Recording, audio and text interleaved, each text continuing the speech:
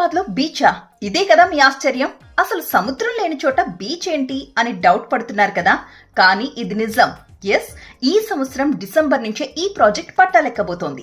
కొత్వాలగూడలో 35 ఎకరాల్లో 225 కోట్ల బడ్జెట్ తో ప్రభుత్వ ప్రైవేటు భాగస్వామ్యంతో ఈ బీచ్ ప్రాజెక్ట్ ని పట్టాలెక్కించబోతున్నారు. అయితే ఇప్పటి వరకు హైదరాబాద్ కి అంతర్జాతీయ ఆకర్షణలు ఎన్నో ఉన్నాయి, కానీ ఒక్క బీచ్ లేదు అన్న వెళుతుండేది.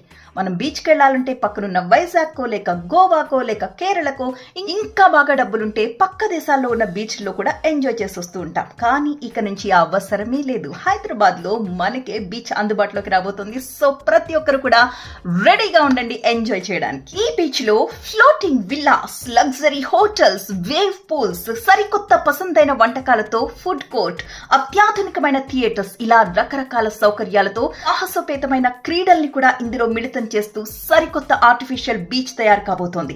దీంతో పర్యాటక రంగం ఒక్కసారిగా హైదరాబాద్ వైపు తిరిగి చూడడమే కాదు, విలాసవంతమైన విడిదిగా కూడా మారబోతోంది మన హైదరాబాద్. సో మరింకెందుకు late, Hyderabad is get ready to enjoy.